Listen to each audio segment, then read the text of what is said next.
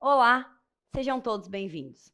Iniciaremos nossas apresentações dessa noite recebendo a doutora Esther de Sena Ferreira, psicóloga, especialista em saúde mental e políticas públicas, mestre em psicologia, com a palestra Luto na Infância e Adolescência na Perspectiva Familiar.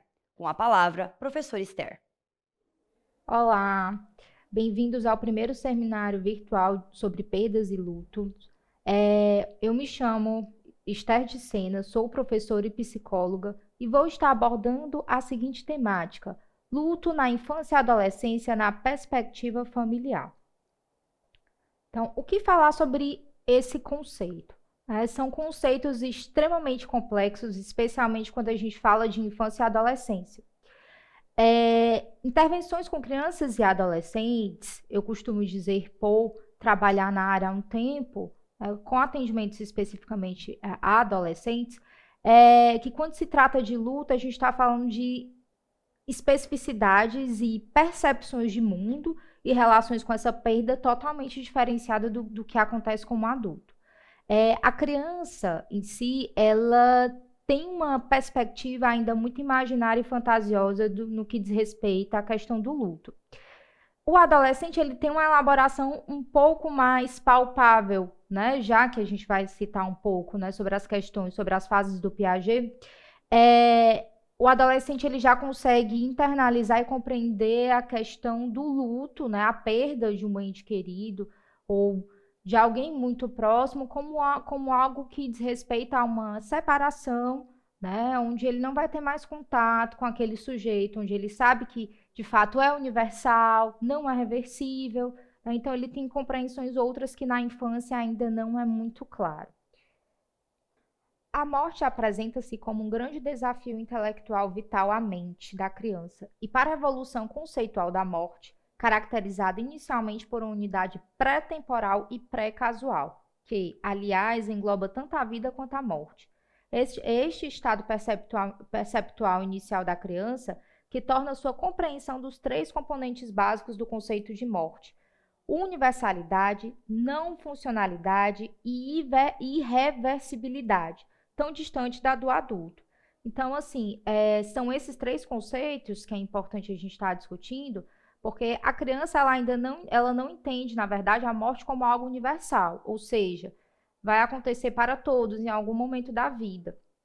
Outro ponto que ela não entende a questão da irreversibilidade, o que é isso, né? Ela entende que em algum momento esse ente querido, né, esse conhecido, ele vai retornar à vida. Tanto que, assim, o primeiro contato, é muito importante, inclusive, os pais estarem abordando se essa criança, isso a gente vai apontar um pouco mais à frente, se ela já teve contato com algum bichinho morto, como passarinho, né?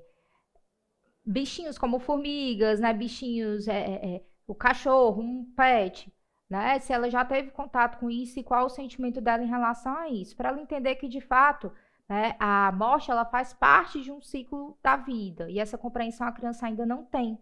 Bem como a não funcionalidade, né? Ela não entende a função desse processo da morte enquanto ciclo. Tanto que assim, ela não tem a compreensão ainda também que um dia ela vai se tornar adulto. Ela não entende, por exemplo, se a gente for fazer uma analogia, uma comparação, como é que o papai e a mamãe já foram do tamanho dela. Então, a questão da morte, se a gente for fazer uma comparação, entra um pouco nisso, né? O que leva o sujeito à morte, né? O que é a morte? Para onde ele vai depois da morte? Então, são três conceitos que é importante a gente estar enfocando hoje. Luto na infância e na adolescência. Então, assim, a questão da origem da vida e da morte está presente na criança, principalmente no que concerne à separação definitiva do corpo. Ela tem uma aguda capacidade de observação e quando o adulto tenta evitar falar sobre o tema da morte com ela, a sua reação pode ser a manifestação de sintomas. É importante a gente lembrar aqui o conceito do Erik Erikson, que é um psicanalista que aborda as fases do desenvolvimento humano. E uma delas, ele fala sobre a questão da confiança básica versus desconfiança básica. Tá? E esse processo de separação, dentro dessa fase específica, ele é muito peculiar, porque a criança ela vai ela experimenta o que a gente chama, né, de angústia da separação, são termos psicanalíticos, o próprio Erik Erikson, né, bebe dessa teoria, e ele aponta a seguinte questão, né, nessa angústia da separação e no retorno dessa mãe ou representante, ela vai entendendo que, apesar da ida, né, que o Freud já falava do for-dar, mas esse representante desse amor primérvio sempre retorna. E aí ele vai desenvolvendo a questão da confiança básica. Então ele já experimenta a angústia da separação, a angústia dessa perda, desde os primeiros anos de vida. E aí a gente traz a seguinte questão. Então, a criança, mesmo que os pais eles não tragam de forma muito plausível a questão do luto, a questão da morte, ela já tem uma certa compreensão, uma certa percepção do que é a angústia dessa perda, sim.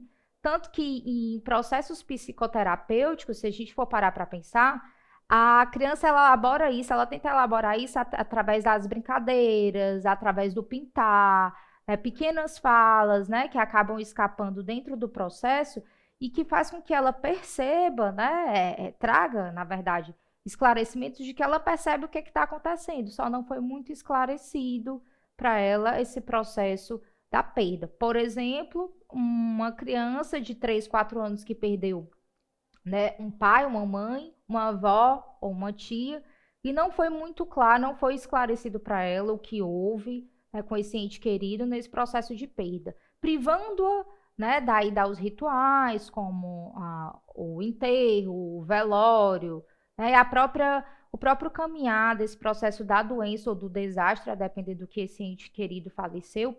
E acaba que a criança ela percebe, né, porque é sintomático, a angústia desses familiares, não entende muito bem o que está acontecendo, mas ao mesmo tempo também compartilha dessa dor. Então, existe ainda um tabu muito grande desses pais em abordar essa questão do luto, das perdas, por achar que as crianças elas não têm essa compreensão e elas não vão conseguir dar conta, né, dessa demanda e desse sofrimento. Então, por exemplo, a morte da mãe, do pai ou de um irmão, né, como havia falado anteriormente, provoca uma imensa dor. Falar dessa morte não significa criar ou aumentar a dor, muito pelo contrário, pode aliviar a criança e facilitar a elaboração do luto. Por exemplo, é importante ressaltar isso, né? Falar sobre a perda é uma das formas de elaboração para a criança. E como seria essa elaboração? Porque ela passa a compreender que é um processo natural, um ciclo natural de vida, né? Compartilhar, comungar com essa criança, né? De como aconteceu, de como ocorreu essa morte dessa mãe, se foi no parto do irmãozinho, já tiveram casos, né? Do meu conhecimento, casos clínicos de uma mãe que faleceu com o irmãozinho de uma paciente, ainda, né, no processo mesmo da gestação. E essa criança ela não compreendia como é que se dava ou como é que ocorreu essa perda dessa mãe e do irmãozinho. Tanto que ela deixa muito claro esse processo de irreversibilidade, né? No sentido de questionar se essa mãe e esse irmão iam retornar à vida, né? Que ela queria eles de volta. E, na verdade, isso não vai acontecer, né? Assim, de fato, assim, apesar de ser algo atípico, uma criança perder uma mãe na infância, mas a morte é algo típico, né? Ela vai, como havia dito no início, ela vai ocorrer para todos, em algum momento da vida. Então, o que fazer com uma criança dessa que não tem essa compreensão, esse know-how, essa experiência, né, de perda? De fato, ser claro, ser direto, apontar a questão de que é sim um processo, né, universal. A morte aconteceu por determinada situação, houveram complicações e que de fato não vai retornar, mas que a família, né, bem como também se a criança estiver em processo de psicoterapia, é importante o psicoterapeuta que trabalha com luto acompanhar a criança nesses processos, em todos os rituais, se, claro, ele também se sentir à vontade, mas a família dá todo o apoio, levar a criança para os ritos. Quando eu falo de ritos, eu estou trazendo a questão do velório, do próprio enterro, né? Explicar, inclusive, sobre o estado do corpo da pessoa falecida, como é que essa criança vai se deparar com esse corpo, Como ela vai se deparar com o ambiente, né, as pessoas fragilizadas, chorando com a perda desse ente. Então, assim, ela precisa ser envolvida em todo esse processo para ela ir compreendendo aos poucos a naturalidade, né, do que é vivenciar esse processo de luto, né? E o luto, ele faz parte da nossa vida. Se a gente for parar para pensar, tudo é luto. Perder um emprego é um processo de luto. Romper um relacionamento é um processo de luto. Perder um ente querido, de fato, né? O rompimento do que a gente fala na psicanálise, o corte, de fato, com o simbólico, a morte em si, o real do corpo, é um luto. Então, tudo, ou uma viagem, né, de um ente querido para um outro país, a separação, né, desse ente querido é um processo de luto. A questão é como a gente lida, né, com esses processos. A dinâmica desses processos é que vai, de fato, fazer a diferença de como a gente vivencia esses lutos. Então, eu costumo dizer que não é o luto, são lutos. A gente pode viver um luto normal, né? Inclusive, alguns autores abordam um período, tanto para crianças, adolescentes e adultos, de qual o período, digamos, mais palpável, mais plausível, mais saudável para um luto, né, natural. Alguns autores colocam 6 meses, apontam 6, 8 meses, mas eu costumo dizer que o luto ele é muito singular, né? A depender do tempo que você vivencia isso, é óbvio que muitos profissionais da psicologia eles podem entender isso como patológico ou não. Mas é normal o sofrimento, é normal o isolamento, é normal, né? As 5 fases da Kubler-Ross, fazer a barganha, entrar em processo de depressão, raiva, negação, e não necessariamente nessa ordem, ou não necessariamente você vai viver todas essas fases. Mas a ideia é que você vá para o que a gente chama de aceitação. E quando ocorre a aceitação, você consegue entender outros símbolos, outros signos dentro dessas relações e que você começa a retornar à sua vida. Claro, o ente querido que faleceu, né, a pessoa querida que faleceu, ela não deixa de ter sua representatividade, mas ela ocupa um lugar de saudade e não mais, né, de vazio. Então, você começa a remodelar suas relações a partir das pessoas que continuaram na sua rotina, né? E para a criança isso é extremamente importante. E aí vale ressaltar, porque que para a criança e para o adolescente isso é extremamente importante, porque eles estão fragilizados, então eles precisam se sentir seguros de que os entes mais velhos da família, os amigos vão estar ali para dar suporte nesse enfrentamento do sofrimento. Então, eis a questão, né? Assim, como dar suporte se eu, adulto, também não consigo dar conta desse sofrimento, né? Não é um processo fácil, é complexo mesmo, né? Elaborar, como eu disse, é algo muito individual, mas quando você elabora junto, quando você fala junto com esse outro, com esse pequeno, né? Com esse adolescente, eu acho que isso vai ajudando um pouco mais na elaboração desse sofrimento. Então, eu costumo dizer que é uma ajuda mútua. A criança vai dando suporte ao adulto, o adulto vai dando suporte à criança, e um respeitando a limitação do outro e o sofrimento do outro. Então, assim, tem algumas perguntas básicas que são importantes. Por que eu estou enfocando aqui na infância, né? Por ser, de fato, uma idade muito mais complexa e muito mais densa, e que as pessoas elas têm algumas ressalvas em acabar apontando um pouco sobre a discussão do assunto morte, né? A morte e o morrer. Digamos assim, falar sobre isso dentro da nossa família ainda é muito difícil. Eu, enquanto psicóloga, me pego muitas vezes escutando de alguns familiares e amigos. Eu tenho um filho de 5 anos, tivemos uma perda. Eu falo ou não falo para ele? Né? E aí tem algumas perguntas básicas que a gente pode trazer para poder pensar nisso. Por exemplo, como vocês podem ver na imagem, a criança tem uma representação de morte como a expressa e que significado ela dá a ela, né? Assim, como é que ela expressa e que significado ela dá a essa morte? Ela percebe o perigo da morte quando está doente ou sem esperança de cura? Ela percebe a morte dos seres queridos, mesmo que este fato é omitido ou negado? Então, assim, são 3 perguntas importantes para que esse adulto ele possa ir refletindo um pouco, né, sobre essa percepção da morte para essa criança. Dentro dos estágios do Piaget, não cabe citar aqui, mas um deles é o operatório, né, concreto, que é ali mais ou menos partindo para a terceira infância, a partir dos 7 anos. A criança ela já tem uma noção de irreversibilidade, ou seja, que esse ente querido, por exemplo, né, já que a gente está abordando a questão da morte, que ele não vai retornar. Então, ela já tem essa compreensão, né? Ela já tem essa noção de que esse ente ou conhecido, ele não vai retornar à vida. Mas é importante ir compartilhando com ela dentro, claro, da sua percepção, e claro, apontando junto a ela do que ela compreende daquilo, né?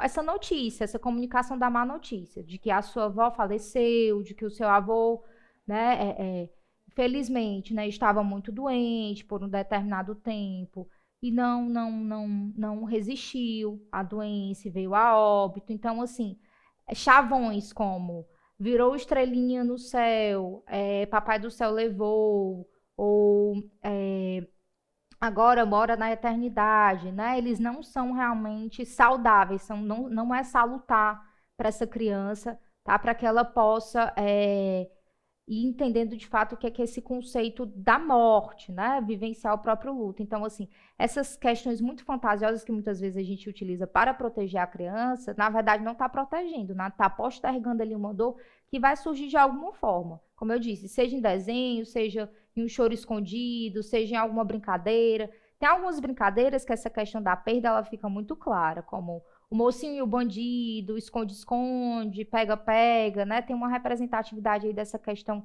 da perda a partir dessas brincadeiras, que é óbvio, é simbólico, né? Não é perceptível, né? Numa lógica consciente, mas inconsciente tem uma representatividade ali para aquela criança, tanto que ela também vai experimentar alguns sentimentos de angústia, né? De não acho, de não encontro onde está. Então, ela vai experimentando e vai, o que eu costumo dizer, ela vai reatualizando, revivenciando, né, esse sentimento de perda ali experimentado desde a sua primeira infância. Então, assim, falando agora um pouco de luto na adolescência, tem alguns pontos, né, saindo um pouco mais dessa infância, e quando essa criança ela finalmente vira um pré-adolescente, adolescente, como ela vai lidar com essas questões do luto? Ela já vive o luto por si só, porque o adolescente, ele na maior parte do tempo, ele vive um processo mesmo de tristeza, né? Alguns psiquiatras até apontam que esse adolescente, ele é muito mais triste do que de fato, né, vive aquela felicidade eterna. Não é que ele não vai ter momentos de felicidade, mas ele vai enfrentar algumas coisas. A primeira delas, o luto do corpo infantilizado e da imagem dos pais. Porque a gente tem uma imagem dos pais enquanto super-heróis, né? Daqueles que vão nos salvar, que sabem de tudo, né? Que vão nos apoiar e que a gente não precisa decidir nada. E na adolescência a gente começa a perceber que eles são falhos e que a gente começa também a questionar algumas posições.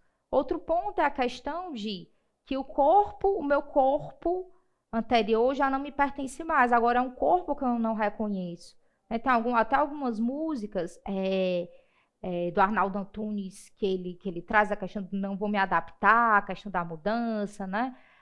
O corpo da menina, o corpo do menino, a não aceitação, a questão da representatividade, tudo isso provoca esse processo de revolta, vamos dizer, essa angústia mesmo, o que na psicanálise a gente fala a questão do protesto, né? E ele vive um pouco do que a gente chama de crise na adolescência para depois sim chegar à calmia. Então, ele já vive esse processo de luto. Então, assim, outro ponto que é importante a gente abordar na adolescência, como vocês podem ver na imagem, é a questão do processo da negação da morte. A morte, ela só ocorre com o outro. É o que eu costumo dizer que o adolescente, ele vive a síndrome do super-herói. Né? O que é isso? Nada vai me acontecer, né?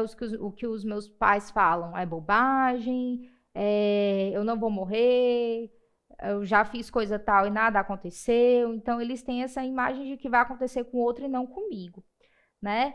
Então, assim, além disso, o que é que pode levar ele a esse sentimento de luto, especialmente já que aqui a gente está falando, né, da perda do outro, da morte do morrer.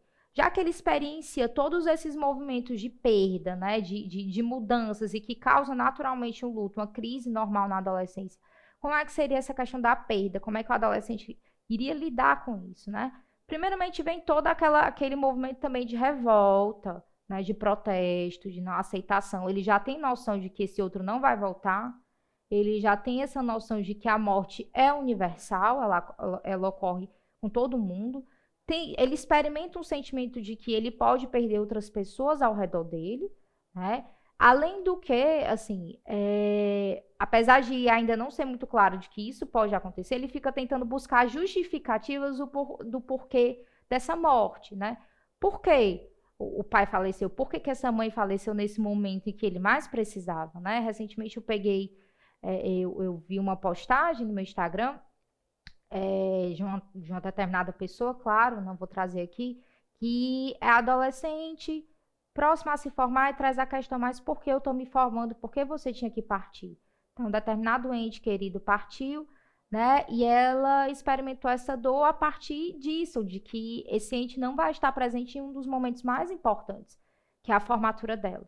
Então, assim, então ele se liga muito também nessa questão dos momentos, né? De momentos importantes da vida dele que esse outro não vai estar. Então, ele se revolta contra tudo, contra todos, contra a representatividade divina, né? Ou seja, qualquer outra figura. Então, ele experimenta muito o sentimento de revolta, tá? Nesse movimento do luto.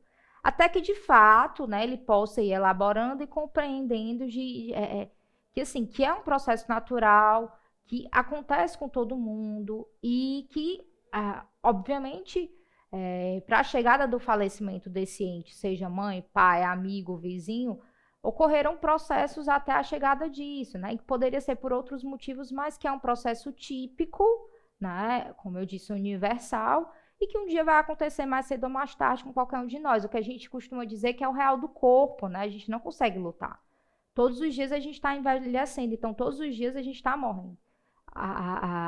Eu costumo ser mais otimista, sempre quando eu comemoro aniversário eu falo 1 ano a mais de vida, né? Algumas outras pessoas trazem 1 ano a menos, né? Então a gente não sabe realmente, a gente não está rejuvenescendo, a gente está todos os dias envelhecendo e encaminhando para esse processo que é extremamente natural. Então, assim, intervenções na questão do luto, né? Assim, como intervir nessas questões? Né? Eu que não sou profissional de psicologia, eu que não sou formado nisso, assim, como eu posso intervir? É óbvio que a gente costuma dizer que é um processo muito delicado. Eu, enquanto psicóloga, quando trabalho com adolescentes ou crianças em processo de luto, especialmente adolescentes e adultos, né, na clínica, eu costumo dizer que sozinha a família realmente não dá conta. Muitas vezes a psicoterapia ela é importante para que a gente possa ir trabalhando esse sujeito a partir desse sofrimento.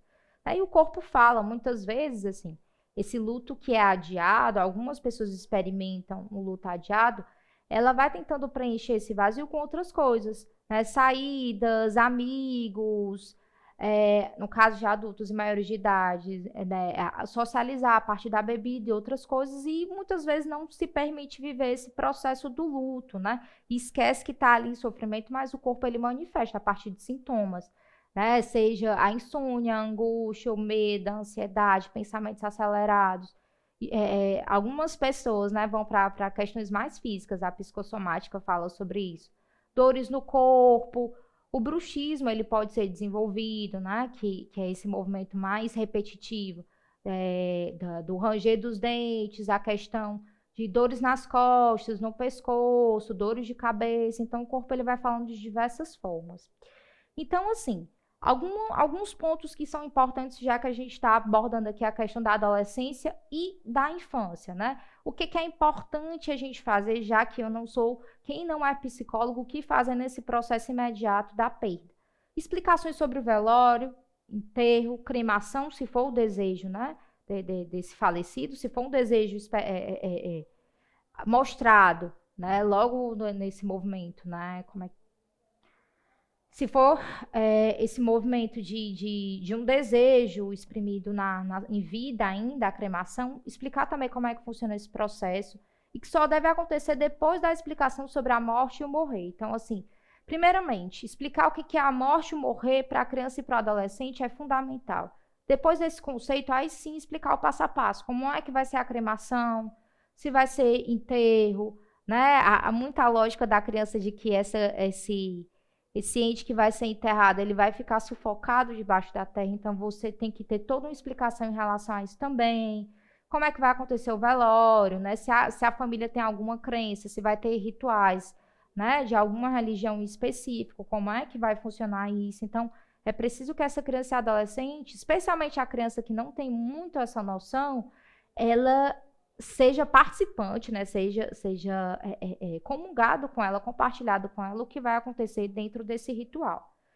Além do mais, existem algumas outras atividades artísticas. A criança adora pintar e desenhar, e ela expressa muito essa perda, né? Assim, os sentimentos dela, na verdade, a partir disso. Então, eu acredito que, né, o pintar, o brincar, o dialogar, eles são extremamente importantes. Essa expressão artística é importante para que essa criança aprenda a lidar com esse sentimento, né, de perda, de luta, e que aos poucos vai elaborando.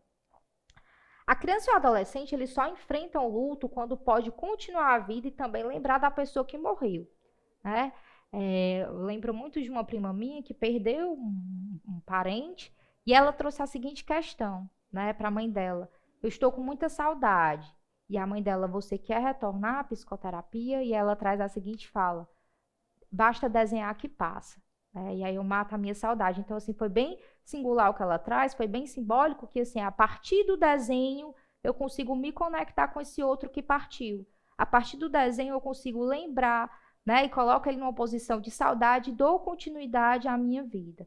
Então, a criança, a partir disso, né, quando você, de fato, esclarece esse processo, né, dessa perda e vai trabalhando com ela o luto, ela consegue retomar a vida, as atividades normalmente, elaborar e, inclusive, também desenvolver o que a gente chama de processo de maturidade. A criança ela se torna muito mais madura dentro do seu caminhar do que anteriormente, ou então em situações onde é negada a questão da perda para ela.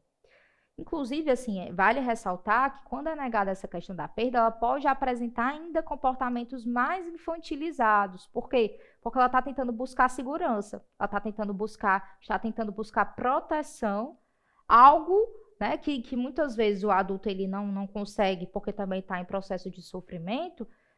Então, ele não demonstra isso, né, e a criança ela fica se sentindo um pouco mais fragilizada. Então, o ideal é sempre isso, né? Fazer com que essa criança ela expresse essa dor, esse sofrimento e mostrar para ela que não é ruim chorar, é importante, né, ela sofrer, expressar sempre que ela tiver, né, com saudade, falar sobre isso, é muito importante. E com isso ela ir retomando, como eu disse anteriormente, as atividades dela. Então, assim, outro ponto que é importante também ainda, né, sobre essa questão da explicação desse movimento, de que, assim, realmente, assim, um processo, como é que eu posso dizer? É um processo denso e que você ainda pode indicar, inclusive, para essa criança que ela pode escolher não querer participar desses rituais. Então, assim, não são os pais quem escolhem, né? A criança é que vai escolher se quer ou não participar do velório, do enterro, né? Se quer ver esse ente querido ou não, né? Esse conhecido dentro, né, do caixão, se ele quer só participar do movimento do enterro, ou se ele só quer mesmo escutar o que foi que aconteceu, dar explicações. E assim, quando a criança ela apresenta uma maior dificuldade de lidar com esse processo, um dos primeiros caminhos é indicar ela uma psicoterapia. Aí vocês me perguntam, psicoterapia grupal, individual, o que é mais indicado? Depende da situação. Às vezes a criança ela precisa ser encaminhada para os dois, né? O individual, para ir trabalhando um pouco esse processo, e o grupal para ela ir socializando esse processo da perda junto com os outros pacientes, né? Mostrando ainda que não é só ela que passa por isso, né? Que é um processo natural. Só que em alguns casos não é muito indicado, principalmente quando na família, por exemplo, uma mãe veio a falecer porque se suicidou. Nesse caso, realmente, é importante ir trabalhando aos poucos essa criança dentro de uma psicoterapia individual. Se, por exemplo, quem faleceu foi alguém que abusou dela sexualmente, um tio, um vizinho, né, um amigo da família. Então, também nesses casos, é importante que essa criança ela vá para uma psicoterapia individual. Ou também se, por exemplo, os pais ou alguém muito querido faleceu por um desastre de avião, de carro, de ônibus, ou seja lá como for. Então, é importante primeiro ir trabalhando essa criança na psicoterapia, já que vai ser muito difícil falar sobre isso, né? E depois, se necessário, encaminhar para uma psicoterapia grupal. Então, são alguns casos que a gente faz ressalva em relação a essa questão da psicoterapia individual. E quando se fala, né, de intervenção com criança e adolescente, mais uma vez a gente envolve a família. Como seria isso, né? Inicialmente, a gente faz o atendimento dos pais ou o representante deles, da criança ou do adolescente lutado, para entender a questão, o que levou à procura da psicoterapia, há quanto tempo essa criança está em processo de luto, o que levou eles a optarem, a escolherem, né, pelo processo, se a criança está ciente, o adolescente está ciente desse processo de acompanhamento na psicoterapia, se é o desejo deles, né? Então, assim, mas não é os pais que decidem? Na verdade, eu costumo dizer que tem que partilhar, né, com a criança isso, apesar de que o acompanhamento, né, em uma sala é somente com a criança e com o adolescente, mas a gente precisa partilhar algumas coisas com os pais, justamente porque eles são menores de idade, algumas informações a gente precisa, mas, claro, sempre primando pela questão da ética e sigilo do nosso paciente. Então, assim, um dos caminhos, a psicoterapia é sim um dos caminhos importantes para que essa criança ela possa ir fortalecendo e elaborando aos poucos, né, e o adolescente também, claramente, esse processo de luto. E aí, assim, ele vai lidar, óbvio, não vai ser o primeiro nem o último luto que essa criança vai viver, mas com certeza ela vai ter uma percepção um pouco mais madura, ela já vai ter experimentado um pouco isso, né? Anteriormente, e vai lidar de uma outra forma, vai conseguir ter uma dinâmica totalmente diferenciada do que é esse processo da perda. Tem alguns pontos, assim, que é importante a gente estabelecer que o enfrentamento do luto, ele é um processo extremamente doloroso e demorado, como eu disse. Ele pode levar 6 meses, tem gente que vive 8 anos e a gente chama de luto patológico, né? Então, assim, a depender de como isso é trabalhado, isso pode levar um tempo. Então, assim, não é porque, por exemplo, a professora Esther de Sena vivenciou um luto de 6 meses que outra pessoa X tem que vivenciar o mesmo período. Muito pelo contrário, né? Como eu disse, é singular e cada um vai lidando com o tempo, com a sua dinâmica, com as relações que ele vai estabelecendo, com o apoio emocional. Eu costumo dizer que a rede de afetos ela é extremamente importante nesse período e nesse processo.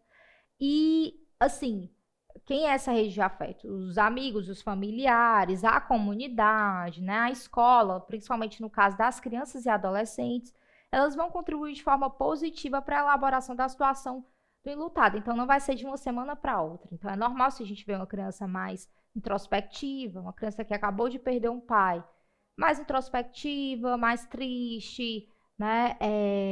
Que não esteja tão disposta a socializar, né? Que de repente pegue ela chorando, né? De forma mais constante. Então, é extremamente normal. Você não vai esperar que com uma semana ela elabore.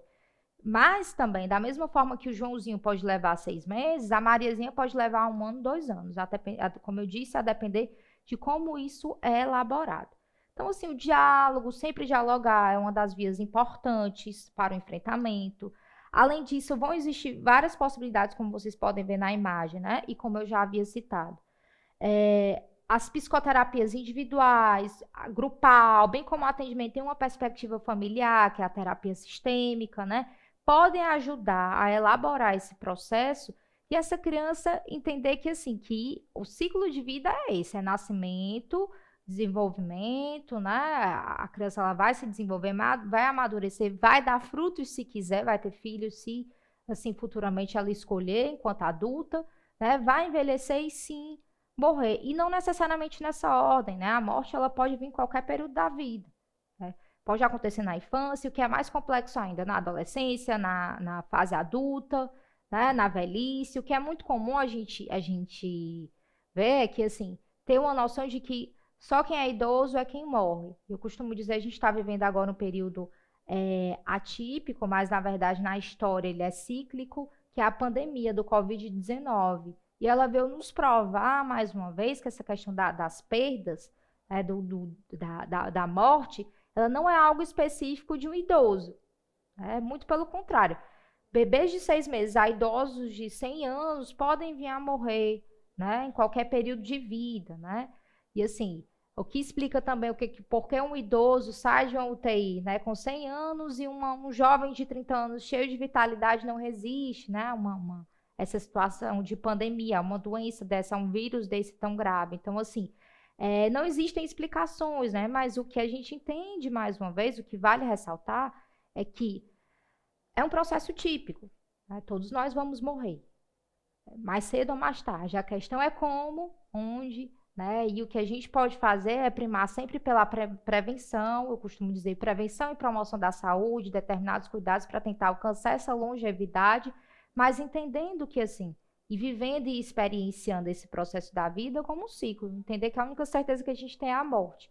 O que vem dentro desse caminhar são construções. E essas construções, elas são extremamente importantes para o quê? Para o nosso processo de vida, para a nossa maturidade, para o nosso caminhar.